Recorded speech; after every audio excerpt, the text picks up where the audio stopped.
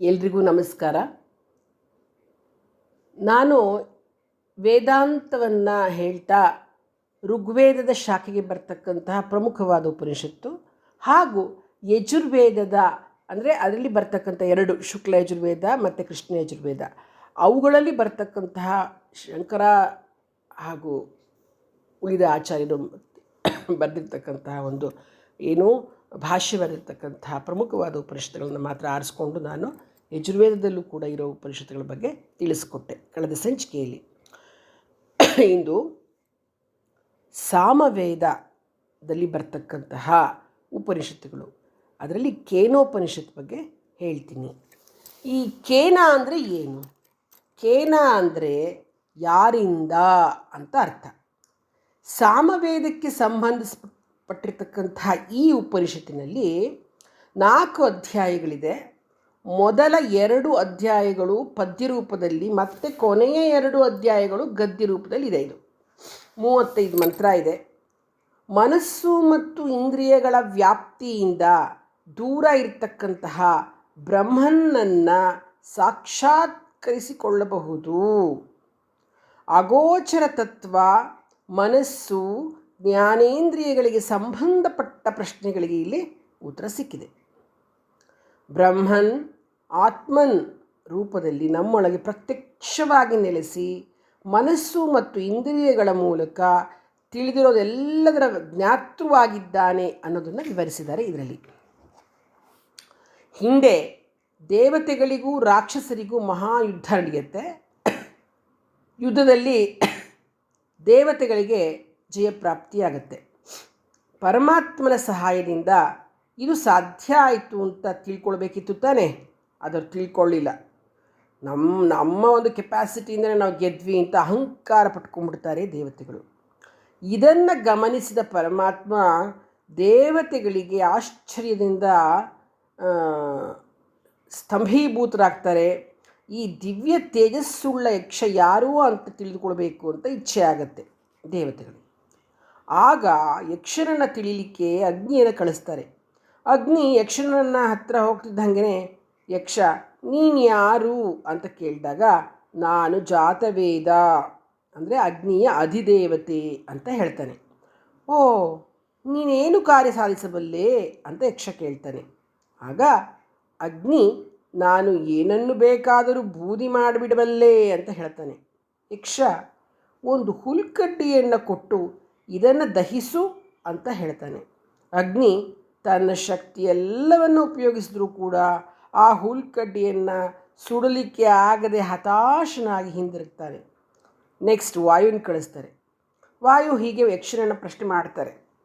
ಮಾಡಿಬಿಟ್ಟು ನಾನು ಇಡೀ ಪ್ರಪಂಚವನ್ನೇ ಹಾರಿಸ್ಬಿಡ್ತೀನಿ ಅಂತ ಹೇಳ್ತಾನೆ.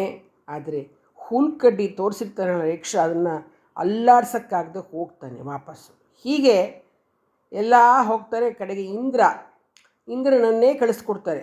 ಇಂದ್ರ ಏನು ಮಾಡ್ತಾನೆ, ಯಕ್ಷನ ಹತ್ರ ಹೋಗ್ತಿದ್ದ ಹಾಗೆಯೇ ಯಕ್ಷ ಮಾಯ ಆಗಿಬಿಡ್ತಾನೆ. ಆ ಸಮಯಕ್ಕೆ ಸರಿಯಾಗಿ ಅಮ್ಮ ಜಗನ್ಮಾತೆಯಾದ ಉಮೆ ಇದ್ದಾಳಲ್ಲ, ಅವಳು ಪ್ರತ್ಯಕ್ಷಳಾಗ್ತಾಳೆ. ಇಂದ್ರ ಆ ಯಕ್ಷ ಯಾರು ಅಂತ ಅವಳನ್ನ ಕೇಳಿದಾಗ ಅಮ್ಮ ಹೇಳ್ತಾಳೆ, ಅವನೇ ಪರಬ್ರಹ್ಮ, ಸರ್ವೋಚ್ಚ ಚೇತನ. ಪರಬ್ರಹ್ಮನ ಕೃಪೆಯಿಂದಲೇ ನಿಮಗೆ ಯುದ್ಧದಲ್ಲಿ ಜಯಪ್ರಾಪ್ತಿಯಾಗಿರ್ತಕ್ಕಂಥದ್ದು. ಇದಿಷ್ಟು ನಿಮಗೆ ಗೊತ್ತಿಲ್ವಾ ಅಂತ ಅವಳು ಎಲ್ಲ ಹೇಳ್ತಾಳೆ. ಅವಳು ಉಪದೇಶಿಸಿದಾಗ ಇಂದ್ರ ಹಾಗಾದರೆ ಪರಬ್ರಹ್ಮನಲ್ಲದೆ ಬೇರೊಂದಿಲ್ಲ, ಅವನು ಯಾರ ಸೊಕ್ಕನ್ನು ಮುರಿಯುತ್ತಾನೋ ಅವರನ್ನು ಉಜ್ವಲರನ್ನಾಗಿ ಮಾಡ್ತಾನೆ ಅಂತ ಅರ್ಥ ಮಾಡ್ಕೊಳ್ತಾನೆ. ಅದು ಈ ಕೇನೋಪನಿಷತ್ತಿನ ಒಂದು ಸಾರ. ಅದಕ್ಕೆ ನಮಗೆಷ್ಟೇ ಶಕ್ತಿ ಇರಲಿಲ್ಲ, ನಾವು ಏನೇ ಮಾಡಲಿ, ಏನನ್ನೇ ಪಡೆದುಕೊಂಡ್ರೂ ಕೂಡ ಅದು ನಾವು ಮಾಡಿದ್ದಲ್ಲ, ಅದು ಆ ಭಗವಂತನಿಂದ ಮಾತ್ರ ಈ ಕೆಲಸ ಆಗಿರೋದು. ಅಂದರೆ ಆ ಒಂದು ಪರಬ್ರಹ್ಮ ಸ್ವರೂಪನಾಗಿರ್ತಕ್ಕಂತಹ ವಿಶಿಷ್ಟ ಒಂದು ಏನು ವಸ್ತು ಏನಿದೆ ಅಂದರೆ ಅದಕ್ಕೊಂದು ಆಕೃತಿ ಇಲ್ಲ, ಆ ಶಕ್ತಿಯಿಂದಲೇ ನಮಗೆ ಇದೆಲ್ಲ ಆಗ್ತಿರೋದು ಅನ್ನೋ ಒಂದು ಇದನ್ನು ತಿಳ್ಕೊಳ್ಬೇಕಾಗತ್ತೆ ಅನ್ನೋದನ್ನು ಈ ಒಂದು ಉಪನಿಷತ್ತು ನಮಗೆ ತಿಳಿಸುತ್ತೆ. ಇನ್ನು ಮುಂದಿನದು ಬಂದು ಕೇನ ಆದಮೇಲೆ ಸಾಮವೇದದಲ್ಲಿ ಬರ್ತಕ್ಕಂಥದ್ದು ಮುಖ್ಯವಾಗಿ ಇದು ಯಾವುದಪ್ಪ, ಛಾಂದೋಗ್ಯ. ಛಾಂದೋಗ್ಯ ಉಪನಿಷತ್ತು ಸಾಮವೇದಕ್ಕೆ ಸೇರಿರ್ತಕ್ಕಂಥದ ಒಂದು ದೊಡ್ಡ ಉಪನಿಷತ್ತು, ಬೃಹತ್ ಉಪನಿಷತ್ತಿದು. ಇದರಲ್ಲಿ ಒಂದು 8 ಅಧ್ಯಾಯಗಳು ಕಾಣಿಸುತ್ತೆ. 154 ಪರ್ವಗಳಿವೆ, 628 ಮಂತ್ರಗಳಿವೆ. ಓಂ ಅದನ್ನು ಧ್ಯಾನ ಮಾಡೋದ್ರಿಂದ ಶುರುವಾಗುತ್ತೆ ಈ ಉಪನಿಷತ್ತು. ಇದರಲ್ಲಿ ಏನೇನು ಹೇಳಿದ್ದಾರೆ ಗೊತ್ತಾ? ಮುಖ್ಯವಾಗಿ ಮಧುವಿದ್ಯೆ, ಶಾಂಡಿಲ್ಯ, ಆಮೇಲೆ ಶಾಂಡಿಲ್ಯ ವಿದ್ಯೆ, ಪ್ರಾಣವಿದ್ಯೆ, ಪಂಚಾಗ್ನಿ ವಿದ್ಯೆ ಅಂತ ಮುಂತಾದ ಬೇರೆ ಬೇರೆ ರೀತಿಯ ವಿದ್ಯೆಗಳ ಬಗ್ಗೆ ತಿಳಿಸ್ಕೊಟ್ಟಿದೆ. ಈ ವಿದ್ಯೆಗಳೇನಪ್ಪ ಅಂದರೆ ಪರಮಾತ್ಮನನ್ನು ಸಾಕ್ಷಾತ್ಕಾರ ಮಾಡಿಕೊಳ್ಳಲಿಕ್ಕೆ ನಮಗೆ ಸಹಾಯಕವಾಗಿದೆ ಅಂತಲೇ ಹೇಳ್ಬೋದು. ಕೊನೆಯ ಅಧ್ಯಾಯ ಇದೆಯಲ್ಲ, ಅಂದರೆ ಹೃದಯದ ಒಂದು ಚಿಕ್ಕ ಸ್ಥಳದಲ್ಲಿ ನಡೀತಕ್ಕಂಥ ಒಂದು ಆತ್ಮಧ್ಯಾನ, ಅದಕ್ಕೆ ದಹರ ವಿದ್ಯೆ ಅಂತ ಹೇಳ್ತಾರೆ. ಸತ್ಯಕಾಮ ಮತ್ತು ಶ್ವೇತಕೇತು ಅವರ ಒಂದು ಬೋಧಾತ್ಮಕ ಕಥೆಗಳು ಇದರಲ್ಲಿ ಬರ್ತಕ್ಕಂಥದ್ದು. ಮತ್ತು ಸನತ್ಕುಮಾರ ಋಷಿ ಮತ್ತು ಅವರ ಶಿಷ್ಯರ ನಾರದರ ನಡುವೆ ನಡೆದತಕ್ಕಂಥ ಸಂಭಾಷಣೆಗಳು ಕೂಡ ಈ ಉಪನಿಷತ್ತಲ್ಲಿ ನಮಗೆ ಸಿಗುತ್ತವೆ. ಇನ್ನು ಸಕಲ ಪಾಪಗಳಿಂದ ಬಿಡುಗಡೆ ಹೊಂದಿ ಬ್ರಹ್ಮನ ನೆಲೆಯನ್ನು ಪಡೆದಿರ್ತಕ್ಕಂತಹ ಆತ್ಮದ ಬಗ್ಗೆ ಜೀವನ್ಮುಕ್ತನ ಒಂದು ಹೇಳಿಕೆಯೊಂದಿಗೆ ಈ ಒಂದು ಉಪನಿಷತ್ತು ಸಮಾಪ್ತವಾಗುತ್ತೆ. ಏನು ಹೇಳುತ್ತೆ ಇದರಲ್ಲಿ ಅಂತಂದರೆ, ಎಲ್ಲ ವ್ಯಕ್ತಿಗಳ ಅಂತರಂಗದಲ್ಲಿಯೂ ವಾಸ್ತವ ರೂಪವಾಗಿರ್ತಕ್ಕಂತಹ ಒಂದು ಸತ್ಯ ಇದೆ, ಅಮರ ಸತ್ಯ. ಅದೇ ಜೀವಾತ್ಮ. ಈ ಜೀವಾತ್ಮಕ್ಕಿಂತ ಮಿಗಿಲಾದ ಅನುರೂಪವಾಗಿ ವ್ಯಾಪ್ತವಾಗಿರ್ತಕ್ಕಂತಹ ಸತ್ಯವನ್ನು ಬ್ರಹ್ಮನ್ ಅಂತ ಕರೀತಾರೆ. ಈ ಪ್ರಾಪಂಚಿಕ ಬದುಕು ವಾಸ್ತವವಾಗಿ ಒಂದು ಭ್ರಮೆ. ಇಂತಹ ಜನನ ಮರಣ ಚಕ್ರದಿಂದ ಬಿಡುಗಡೆ ಹೊಂದುವ ಏಕೈಕ ಮಾರ್ಗ ಅಂತಂದರೆ ಅದು ಭಕ್ತಿ, ತಪಸ್ಸು ಮತ್ತು ಧ್ಯಾನದ ಮೂಲಕ ತನ್ನ ಅಂತರಂಗದಲ್ಲಿರ್ತಕ್ಕಂತಹ ಬದಲಾಗದ ವಾಸ್ತವವನ್ನು ತಿಳಿದುಕೊಳ್ತಕ್ಕಂಥದ್ದು ಅನ್ನೋದು ಇದರದ್ದು ಒಂದು ಸಂದೇಶ. ಶ್ವೇತಕೇತುವಿನ ತಂದೆ ಹೇಳ್ತಾನೆ, ಪುತ್ರನೇ, ನನ್ನ ಮಾತು ಸತ್ಯ. ಇಡೀ ವಿಶ್ವದ ಚೈತನ್ಯಾಂಶವು ಅಗೋಚರ ಮತ್ತು ಸೂಕ್ಷ್ಮ ಸಾರಭೂತವಾಗಿದೆ. ಅದೇ ಆತ್ಮವೆಂಬ ಸತ್ಯ. ಅದು ನೀನೇ ಆಗಿದ್ದೀಯೇ. ತತ್ವಮಸಿ ಶ್ವೇತಕೇತು ಅಂತ ನಾನು ಈ ವಿಷಯದ ಬಗ್ಗೆ ಇನ್ನೂ ಜಾಸ್ತಿ ನಿಮಗೆ ವಿವರಣೆ ನೀಡಬೇಕು ಅಂತ ಶ್ವೇತಕೇತು ತನ್ನ ತಂದೆಯನ್ನು ಕೇಳಿಕೊಂಡಾಗ, ಆಗ ಅವರಪ್ಪ ಉದ್ದಾಲಕ ಅವರೇನು ಮಾಡ್ತಾರೆ, ಒಂದು ಮಡಕೆಯ ಮೇಲ್ಭಾಗದ ನೀರನ್ನು, ಮಧ್ಯದ ನೀರನ್ನು ಅಥವಾ ಅಡಿಯಲ್ಲಿರೋ ನೀರನ್ನು ತೆಗೆದು ರುಚಿ ನೋಡಿದ್ರು. ಆ ರುಚಿ ಉಪ್ಪಾಕಿರ್ತಕ್ಕಂತಹ ನೀರಿಂದು ಮೇಲೆ ತೆಕ್ಕೊಂಡ್ರು ಉಪ್ಪೆ, ಮಧ್ಯದೆಲ್ಲ ತೆಗೆದುಕೊಂಡು ನೀರು ಕುಡಿದ್ರು ಉಪ್ಪೆ, ಅಡಿಗಡೆ ತೆಕ್ಕೊಂಡು ನೀರು ಕುಡಿದ್ರು ಉಪ್ಪೆ. ಅದೇ ರೀತಿ ಒಂದು ಸಣ್ಣ ಗರಿಕೆಯಿಂದ ಹಿಡಿದು ಎಲ್ಲ ಚರಾಚರ ವಸ್ತುಗಳಲ್ಲಿಯೂ ಕೂಡ ಬ್ರಹ್ಮನೇ ಚೈತನ್ಯ ರೂಪಿಯಾಗಿ ಶಾಶ್ವತವಾಗಿದ್ದಾನೆ ಅಂತ ಹೇಳ್ತಾನೆ. ಆದ್ದರಿಂದ ಜೀವನದ ಪರಮ ಪುರುಷಾರ್ಥವು ಅಪರೋಕ್ಷಾನುಭೂತಿ. ಆದ್ದರಿಂದ ಬ್ರಹ್ಮ, ಆ ಪರಬ್ರಹ್ಮ ನಮಗೆ ಹತ್ತಿರವಾಗಿದ್ದಾನೆ. ಅವನಿಂದ ದೂರ ಹಾರು ಹೋಗೋದಕ್ಕೂ ಅವನೇ ನಮಗೆ ರೆಕ್ಕಿಯೋಪಾದಿಯಲ್ಲಿದ್ದಾನೆ. ಅದನ್ನೇ ಋಷಿಗಳು ಸ್ತುತಿ ಮಾಡ್ತಕ್ಕಂಥದ್ದು.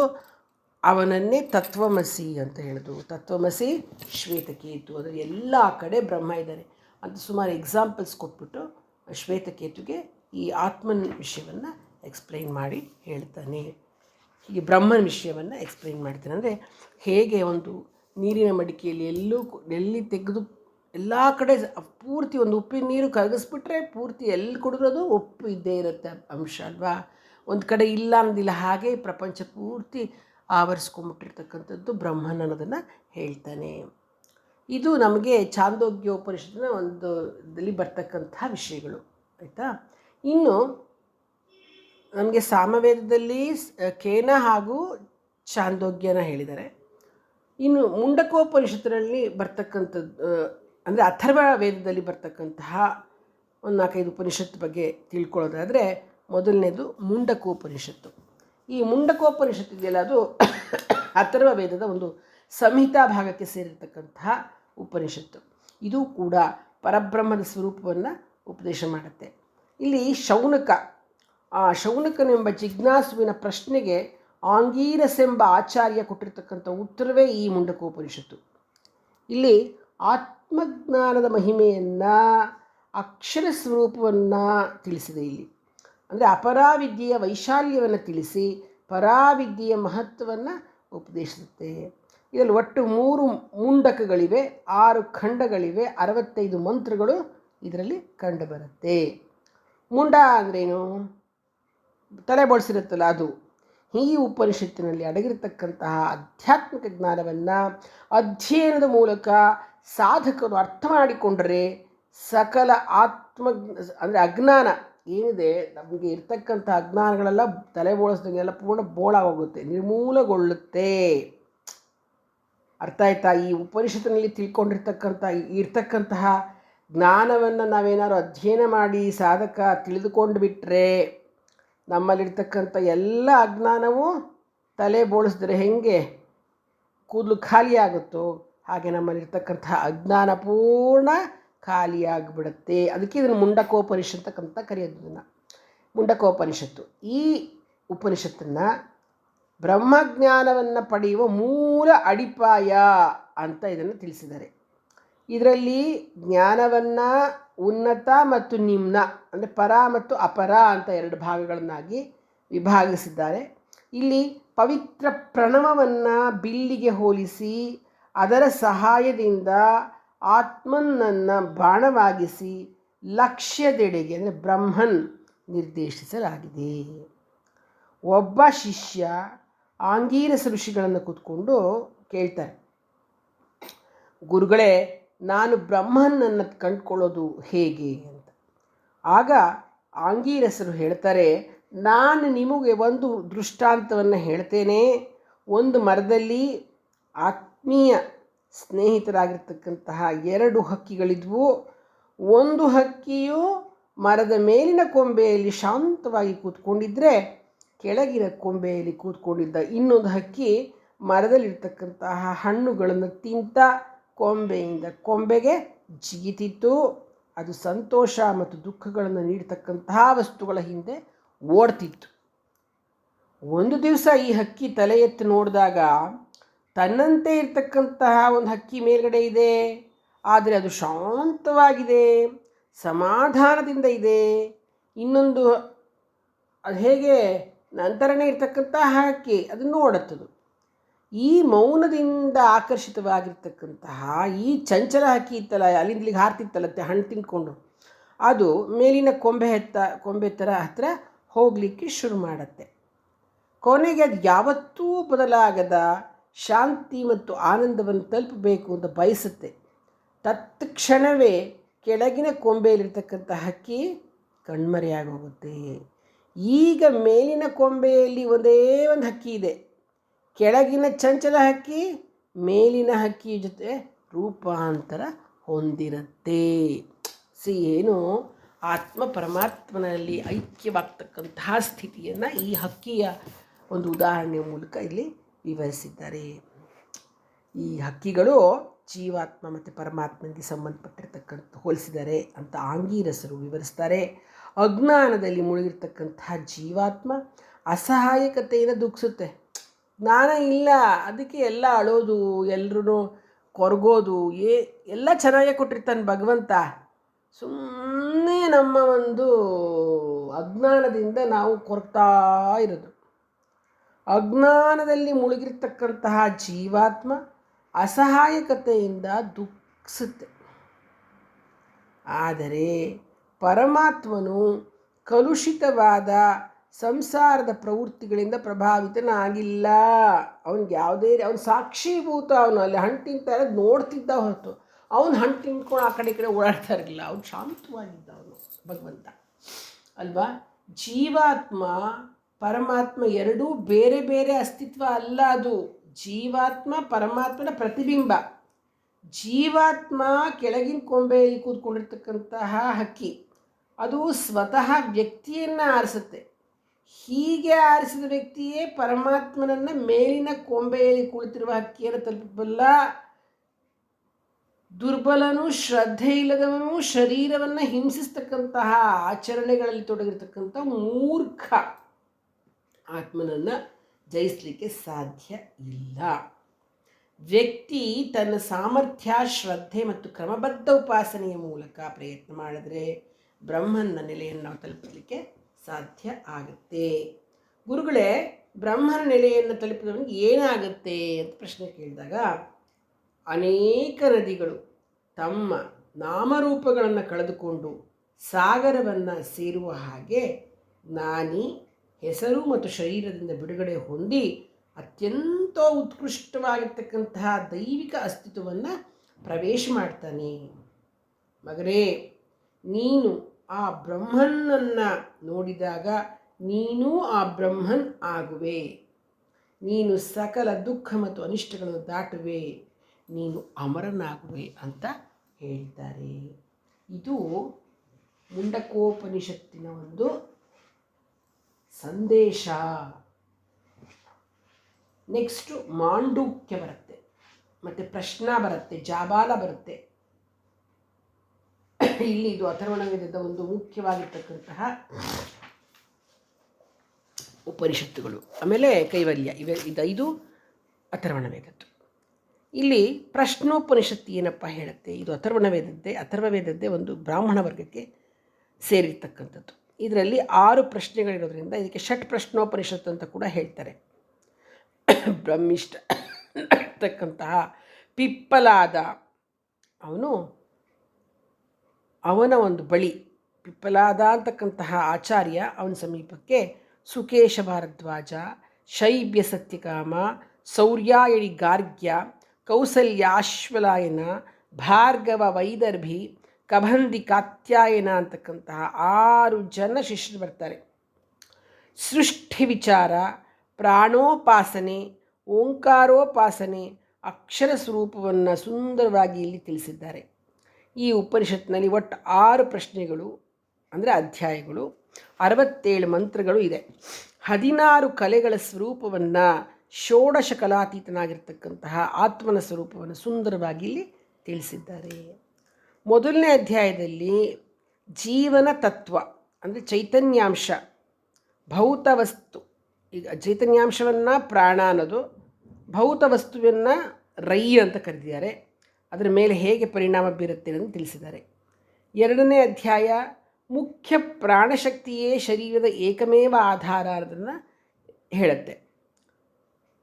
ಮೂರನೇ ಅಧ್ಯಾಯದಲ್ಲಿ ಮುಖ್ಯ ಪ್ರಾಣಶಕ್ತಿ ವಿಶ್ವಮಾನವನಿಂದ ಹೊರಹೊಮ್ಮುತ್ತೆ ಅನ್ನೋದಾಗಿ ಹೇಳುತ್ತೆ.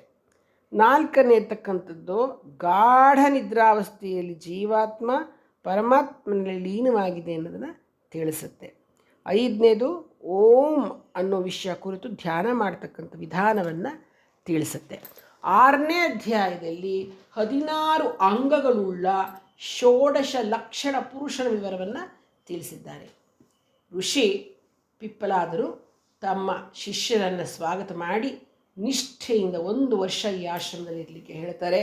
ವರ್ಷದ ಬಳಿಕ ಕಬಂಧಿ ಪಿಪ್ಪಲಾದನನ್ನು ಸೃಷ್ಟಿಯ ಮೂಲ ಯಾವುದು ಅಂತ ಪ್ರಶ್ನೆ ಮಾಡ್ತಾನೆ.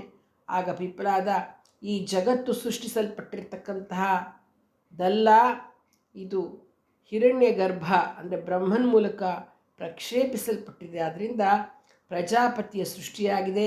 ಪ್ರಜಾಪತಿ ಪ್ರಜಾಕಾಮನಾಗಿ ತಪಸ್ಸು ಮಾಡಿ ಒಂದು ಜೋಡಿ ಚೈತನ್ಯಾಂಶ ಅಂದರೆ ಪ್ರಾಣ ಮತ್ತು ರೈ ಉತ್ಪತ್ತಿ ಮಾಡ್ತಾನೆ. ರೈ ಅಂತಂದರೆ ಭೌತವಸ್ತು. ರೈ ಚಂದ್ರನ ಪ್ರಾಣ ಮತ್ತು ಸೂರ್ಯನ ಚಿಹ್ನೆ ಅಂತ ನಂಬಲಾಗಿದೆ. ರೈಯನ್ನು ಯಾವುದಕ್ಕೆ ಆಕಾರವಿದೆಯೋ ಗುಣವಿದೆಯೋ ಅವೆಲ್ಲ ದ್ರವ್ಯ ಅಥವಾ ರೈ. ನಮ್ಮ ದೇಹವೂ ಕೂಡ ದ್ರವ್ಯವೇ ಆಗಿದೆ. ಹೇಗೆ ಸೂರ್ಯ ಪೂರ್ವದಲ್ಲಿ ಉದಯಿಸಿದಾಗ ರಶ್ಮಿಯಿಂದ ಪೂರ್ವದ ಪ್ರಾಣಗಳನ್ನು ತನ್ನಲ್ಲಿ ಸೇರಿಸಿಕೊಳ್ತಾನೋ, ಹಾಗೆ ಎಲ್ಲ ಜೀವಿಗಳು ಅವನ ರಶ್ಮಿಯಲ್ಲಿ ಪಸರಿಸ್ತಕ್ಕಂಥವು. ಇದೇ ರೀತಿ ಸೂರ್ಯ ತನ್ನ ರಶ್ಮಿಯನ್ನು ಎಲ್ಲ ಕಡೆಯಲ್ಲಿ ಪಸರಿಸ್ತಾ ಪ್ರಾಣವನ್ನು ಪ್ರಚೋದಿಸಿ ಅವನನ್ನು ತನ್ನ ಅಸ್ತಿತ್ವದಲ್ಲಿ ಒಂದಾಗಿಸ್ಕೊಳ್ತಾನೆ. ಆದ್ದರಿಂದ ಸೂರ್ಯ ವೈಶ್ವಾನರನ ಅಂದರೆ ಎಲ್ಲ ಜೀವಿಗಳ ರೂಪದಲ್ಲಿ ಪ್ರತಿದಿನ ಉದಯಿಸ್ತಾನೆ. ಯಾರು ಬ್ರಹ್ಮನನ್ನು ತಿಳಿದಿದ್ದಾರೋ ಅವರು ಸೂರ್ಯನನ್ನು ತಮ್ಮ ಜೀವಾತ್ಮ ಅಂತ ತಿಳಿದುಕೊಂಡಿದ್ದಾರೆ. ಇದನ್ನು ಅಲ್ಲಿ ಅದು ಹೇಳುತ್ತೆ. ಇನ್ನು ವರ್ಷ ಅಂತಕ್ಕಂಥದ್ದೇ ಸಂವತ್ಸರ, ಅದು ಪ್ರಜಾಪತಿ. ಅದರಲ್ಲಿ ದಕ್ಷಿಣ ಅಂದರೆ ಪಿತೃಯಾನ ಮತ್ತು ಉತ್ತರ ಅಂದರೆ ದೈವಯಾನ ಅಂತ 2 ಮಾರ್ಗ ಇದೆ. ಯಾರು ಆ ಬ್ರಹ್ಮನ್ನೇ ಸೂರ್ಯನಲ್ಲಿ ಪ್ರಕಾಶಿತನಾಗಿದ್ದಾನೆ ಅಂತ ತಿಳಿದುಕೊಂಡಿದ್ದಾರೋ ಬ್ರಹ್ಮಚರ್ಯ ತಪಸ್ಸು ಮುಂತಾದ ನಿಷ್ಠೆಗಳಿಂದ ಉಪಾಸನೆ ಮಾಡ್ತಾರೋ ಅವರು ದೇವಯಾನ ಮಾರ್ಗದಿಂದ ನಿರ್ಭಯವೂ ನಿತ್ಯವೂ ಆಗಿರ್ತಕ್ಕಂಥದ್ದು ಸೇರ್ತಾರೆ. ಇಲ್ಲದಿದ್ದರೆ ಪಿತೃಯಾನ ಮಾರ್ಗದಿಂದ ಜಡವಸ್ತುವಿನ ಅಣುವಿನಿಂದ ಶಕ್ತಿಯಾಗ್ತಾ, ಶಕ್ತಿಯಿಂದ ಜೀವನ ಆಗ್ತಾ, ಜೀವನ ಮರಣ ಚಕ್ರದೊಡನೆ ತಿರುಗ್ತಾ ಇರ್ತಾರೆ. ಪುನರಪಿ ಜನನಂ ಪುನರಪಿ ಮರಣಂ ಅಂತ. ಆದ್ದರಿಂದ ಜೀವನದ ಮುಖ್ಯ ಉದ್ದೇಶ ಏನಪ್ಪ ಅಂತಂದರೆ ಪರಮಾತ್ಮನ ಸಾಕ್ಷಾತ್ಕಾರ ಮಾಡಿಕೊಳ್ಳೋದು ಒಂದೇ ಆಗಿರಬೇಕು ಅನ್ನೋದನ್ನು ಹೇಳ್ತಾನೆ. ಹೀಗೆ ಪ್ರಶ್ನೋಪನಿಷತ್ತಿನಲ್ಲಿ ಪ್ರಶ್ನೆಗಳಿಗೆ ಉತ್ತರವನ್ನು 6 ಪ್ರಶ್ನೆಗಳಿಗೆ ಉತ್ತರವನ್ನು ಕೊಟ್ಟಿದ್ದಾರೆ. ಇನ್ನು ನಾನು ಮುಂದಿನ ಸಂಚಿಕೆಯಲ್ಲಿ ಜಾಬಾಲ ಉಪನಿಷತ್ತು ಅಥರ್ವೇದದ್ದು, ಆಮೇಲೆ ಕೈವಲ್ಯ ಉಪನಿಷತ್ತು ಹಾಗೂ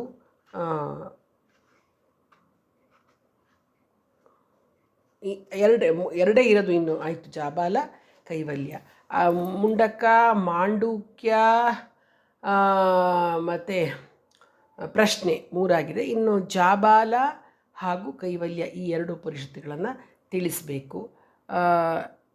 ಇವಾಗಲೇ ತಿಳಿಸ್ಬಿಡ್ತೀನಿ. ಜಾಬಾಲ ಉಪನಿಷತ್ತು ಏನಂತ ತುಂಬ ಚೆನ್ನಾಗಿದೆ. ಜಾಬಾಲ ಉಪನಿಷತ್ತನ್ನು ಹೇಳ್ತೀನಿ. ಏನಂತಂದರೆ ಅದು ಅಥರ್ವಣ ವೇದಕ್ಕೆ ಸೇರಿರ್ತಕ್ಕಂತಹ ಈ ಉಪನಿಷತ್ತಿನಲ್ಲಿ 6 ಕಾಂಡ ಇದೆ. ಜಾಬಾಲ ಋಷಿಗಳನ್ನು ರಚಿಸಿರೋದ್ರಿಂದ ಇದಕ್ಕೆ ಜಾಬಾಲ ಉಪನಿಷತ್ತು ಅಂತ ಕರೀತಾರೆ. ಇದು ಮುಕ್ತಿಯನ್ನು ಪಡೆಯೋ ಮಾರ್ಗಗಳನ್ನು ತಿಳಿಸುತ್ತೆ. ನೋಡಿ, ಹುಬ್ಬುಗಳ ನಡುವಿನ ಅವಿರ್ಮುಕ್ತ ಸ್ಥಾನವನ್ನು ಕೇಂದ್ರೀಕೃತಗೊಳಿಸಿ ಉಪಾಸನೆ ಮಾಡೋದ್ರಿಂದ ಆತ್ಮ ಸಾಕ್ಷಾತ್ಕಾರ ಸಾಧ್ಯ ಅನ್ನೋದನ್ನು ಇಲ್ಲಿ ತಿಳಿಸಿದ್ದಾರೆ. ಸನ್ಯಾಸಿ, ವೈರಾಗ್ಯವನ್ನು ಸಾಧಿಸ್ತಕ್ಕಂಥ ಜ್ಞಾನಿ ಮತ್ತು ಪರಮಹಂಸರ ಅಂದರೆ ಅಹಂ ರಹಿತ ಶುದ್ಧ ಆಲೋಚನೆಗಳುಳ್ಳ ವ್ಯಕ್ತಿಯನ್ನು ಅವರ ಲಕ್ಷಣಗಳನ್ನು ಇಲ್ಲಿ ತಿಳಿಸಿದ್ದಾರೆ. ಇದು ಜಾಬಾಲ ಉಪನಿಷತ್ತಿನ ಇಲ್ಲಿ ಬರ್ತಕ್ಕಂತಹ ಇದು. ಇಲ್ಲಿ ಒಂದು 6 ಮಂತ್ರ ಇದೆ. 6 ಮಂತ್ರಕ್ಕೆ ಇಲ್ಲಿ ಎಕ್ಸ್ಪ್ಲೇನ್ ಮಾಡಿದ್ದಾರೆ ಈ ಒಂದು ಜಾಬಾಲ ಉಪನಿಷತ್ತಿನಲ್ಲಿ. ಇನ್ನು ಕೈವಲ್ಯ ಉಪನಿಷತ್ತು, ಇದು ಅಥರ್ವವೇದದ ಉಪನಿಷತ್ತು. ಇಲ್ಲಿ 24 ಮಂತ್ರ ಇದೆ. ಇದರಲ್ಲಿ ಶ್ರದ್ಧಾ ಭಕ್ತಿ ಧ್ಯಾನಗಳನ್ನು ಸಾಧನವನ್ನಾಗಿ ಇಲ್ಲಿ ಹೇಳಿದ್ದಾರೆ. ಸರ್ವ ಗುಹಾಶಯನಾಗಿರ್ತಕ್ಕಂತಹ ಪರಮಾತ್ಮನನ್ನು ಯಾರು ಅರ್ಥ ಮಾಡಿಕೊಳ್ತಾರೋ, ಯಾರು ತಿಳಿದುಕೋತಾರೋ ಅವರಿಗೆ ಗ್ಯಾರಂಟಿ ಕೈವಲ್ಯ ಅಂದರೆ ಮೋಕ್ಷ ಅಂತ. ಕೈವಲ್ಯೋಪನಿಷತ್ತು ಅಥರ್ವವೇದಕ್ಕೆ ಸೇರಿರ್ತಕ್ಕಂಥದ್ದು. ಇದರ ಹೆಸರೇ ಕೈವಲ್ಯ ಅಂದರೆ ಮೋಕ್ಷದ ಸ್ವರೂಪವನ್ನು, ಮಹಿಮೆ ಗರಿಮೆಗಳನ್ನು ಹಾಗೂ ಕೈವಲ್ಯ ಪ್ರಾಪ್ತಿಗೆ ಬೇಕಾಗಿರ್ತಕ್ಕಂತಹ ಅಂತರಂಗ ಬಹಿರಂಗ ಸಾಧನಗಳನ್ನು, ಬ್ರಹ್ಮಜ್ಞಾನವನ್ನು ಹೃದಯಂಗಮವಾಗಿ ತಿಳಿಸಿದ್ದಾರೆ. ಮುಮುಕ್ಷು ಸಾಧಕರಿಗೆ, ಅದರಲ್ಲೂ ಕೂಡ ನಿವೃತ್ತಿಪರ ಸನ್ಯಾಸಿಗಳಿಗೆ ಈ ಉಪನಿಷತ್ತು ಬಹಳ ಮುಖ್ಯವಾಗಿರ್ತಕ್ಕಂಥದ್ದು. ಈ ಉಪನಿಷತ್ತಿನಲ್ಲಿ ಆಶ್ವಲಾಯನ ಮಹರ್ಷಿಯೇ ತತ್ವಜಿಜ್ಞಾಸುವಾಗಿರ್ತಕ್ಕಂಥ ಶಿಷ್ಯ, ಪರಮೇಷ್ಠಿ ಬ್ರಹ್ಮನೇ ಬ್ರಹ್ಮವಿದ್ಯಾಚಾರ್ಯರಾಗಿರ್ತಕ್ಕಂತಹ ಸದ್ಗುರು, ಇವರಿಬ್ಬರ ಪ್ರಶ್ನೋತ್ತರ ರೂಪವಾಗಿ ಉಪನಿಷತ್ತು ಬಂದಿದೆ. ಆಶ್ವಲಾಯನ ಮಹರ್ಷಿ ಗೋತ್ರ ಪ್ರವರ್ತಕರು, ಮಂತ್ರದ್ರಷ್ಟರು ಆಗಿರ್ತಕ್ಕಂತಹ ಋಗ್ವೇದದ ತಪಸ್ವಿಯವರು. ಇವರೇ ಇಲ್ಲಿ ಶಿಷ್ಯ. ಇನ್ನು ಸ್ವಯಂಭೂ ಬ್ರಹ್ಮನೇ ಗುರು, ಇವನಿಗೇ ಭಗವಾನ್ ಪರಮೇಷ್ಠಿ ಬ್ರಹ್ಮ ಅಂತ ಕೂಡ ಕರೀತಾರೆ. ಇದು ಕೈವಲ್ಯ ಉಪನಿಷತ್ತಿನಲ್ಲಿ ಬರ್ತಕ್ಕಂತಹ ಒಂದು ವಿಷಯಗಳು. ಇಲ್ಲಿ ಕೂಡ ಬ್ರಹ್ಮನ ಲಕ್ಷಣಗಳನ್ನು ತಿಳಿಸಿದ್ದಾರೆ.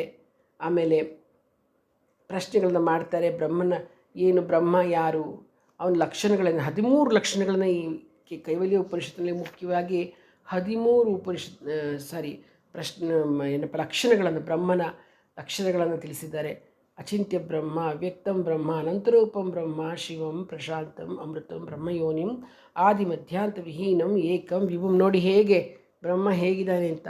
ಚಿದಾನಂದಂ ಅರೂಪಂ ಅದ್ಭುತಂ ಅಂತ ಬರ್ತಕ್ಕಂಥದ್ದು. ಅಂದರೆ ಇಷ್ಟು ಬ್ರಹ್ಮನ ರೂಪ.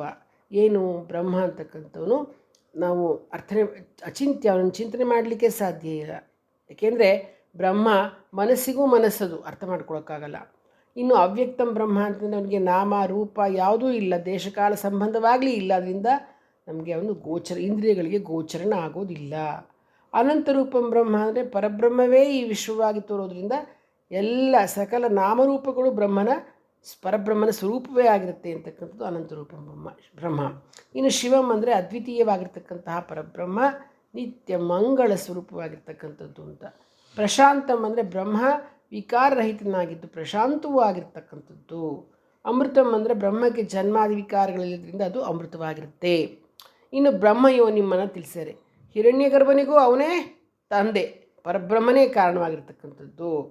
ಆಮೇಲೆ ಆದಿ ಮಧ್ಯಾಂತ ವಿಹೀನಂ, ಅವನಿಗೆ ಆದಿ ಇಲ್ಲ, ಅವನಿಗೆ ಅಂತ್ಯ ಇಲ್ಲ, ಮಧ್ಯವೂ ಇಲ್ಲ. ಅದಕ್ಕೆ ಅದ್ವಿತೀಯವಾಗಿರ್ತಕ್ಕಂಥ ಪರಬ್ರಹ್ಮಕ್ಕೆ ಮೊದಲಾಗಲಿ ಮಧ್ಯವಾಗಲಿ ಕೊನೆಯಾಗಲಿ ಯಾವುದೂ ಇಲ್ಲ ಅಂತಲೇ ಹೇಳುತ್ತೆ. ಏಕಂ ಬ್ರಹ್ಮವೇ ಏಕಮೇವಾ ದ್ವಿತೀಯ ಸ್ವರೂಪ, ಅದು ಒಂದೇ ಒಂದಿರೋದು ಅಂತ. ವಿಭುಂ ಅಂದರೆ ಅದಕ್ಕೆ ದೇವರು 28 ಇಲ್ಲ, ಒಬ್ಬನೇ ಭಗವಂತ. ವಿಭುಂ ಅಂದರೆ ಪರಬ್ರಹ್ಮವೇ ಎಲ್ಲ ನಾಮರೂಪಗಳಿಗೂ ರೂಪಗಳಿಂದಲೂ ತೋರ್ತಾ ಇದೆ ಅಂತಕ್ಕಂಥದ್ದು. ಚಿದಾನಂದಂ ಅಂದರೆ ಬ್ರಹ್ಮ ಸತ್ಯಜ್ಞಾನ ಆನಂದ ಸ್ವರೂಪವಾಗಿರ್ತಕ್ಕಂಥದ್ದು. ಅರೂಪಂ ಅಂದರೆ ಪರಬ್ರಹ್ಮ ನಾಮರೂಪರಹಿತವಾಗಿರುತ್ತೆ. ಅದ್ಭುತಂ ಅಂದರೆ ಬ್ರಹ್ಮದ ಸ್ವರೂಪವನ್ನು ಊಹಿಸಲಿಕ್ಕೂ ಕೂಡ ಸಾಧ್ಯ ಇಲ್ಲ. ಇವನ್ನೆಲ್ಲ ಈ ಕೈವಲ್ಯ ಉಪನಿಷತ್ತಿನಲ್ಲಿ ಚೆನ್ನಾಗಿ ತಿಳಿಸಿದ್ದಾರೆ, ತುಂಬ ಚೆನ್ನಾಗಿದೆ.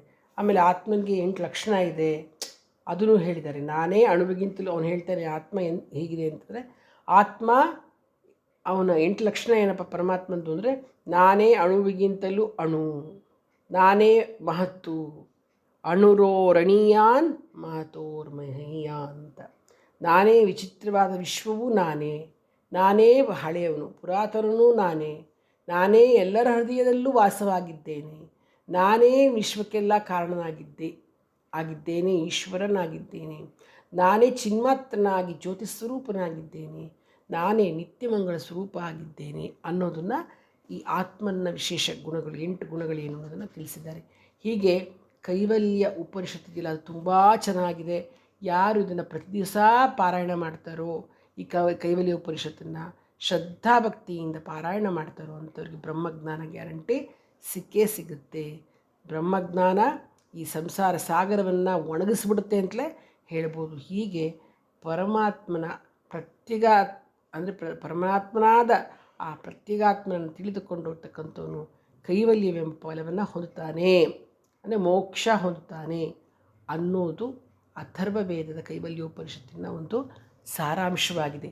ಹೀಗೆ ನೋಡಿ, ಅಷ್ಟು ನಾನು ಏನು ಆಚಾರ್ಯತ್ರೆಯರು ಬರೆದಿರ್ತಕ್ಕಂತಹ ಎಲ್ಲ ಉಪನಿಷತ್ತುಗಳ ಒಟ್ಟು 14 ಉಪನಿಷತ್ತುಗಳ ಸಾರವನ್ನು ನಾನು ನಿಮಗೆ ತಿಳಿಸ್ಕೊಟ್ಟಿದ್ದೇನೆ. ಇಲ್ಲಿಗೆ ಇದುವರೆಗೂ ನಾನು 18 ವಿದ್ಯಾಸ್ಥಾನಗಳ ಬಗ್ಗೆ ನಾನು ಸುಮಾರು ವರ್ಷಗಳಿಂದ ಇದನ್ನು ತಿಳಿಸ್ಕೊಡ್ತಿದ್ದೆ. ಅದನ್ನು ಇವತ್ತಿಗೆ ಸಂಪನ್ನಗೊಳಿಸ್ತಾ ಇದ್ದೇನೆ. ಆ 18 ವಿದ್ಯಾಸ್ಥಾನಗಳ ಬಗ್ಗೆ ನಾನು ಹೇಳಿದ್ದೀನಿ. ಪ್ರತಿಯೊಂದನ್ನು ನಾನು ಸಂಕ್ಷಿಪ್ತವಾಗಿ ವಿವರಣೆಯನ್ನು ಕೊಡ್ತಾ ನಿಮಗೆ ನಾನು ತಿಳಿಸ್ಕೊಟ್ಟಿದ್ದೇನೆ. ಇದರ ಉಪಯೋಗ ಪಡೆದುಕೊಂಡ್ರೆ ಇದರ ಮುಂದೆ ಅಭ್ಯಾಸ ಮಾಡಿಕೊಳ್ಳಿಕ್ಕೆ ಸಾಧ್ಯ ಆಗುತ್ತೆ. ಎಲ್ರಿಗೂ ಒಳ್ಳೆಯದಾಗಲಿ. ಶುಭಮಸ್ತು.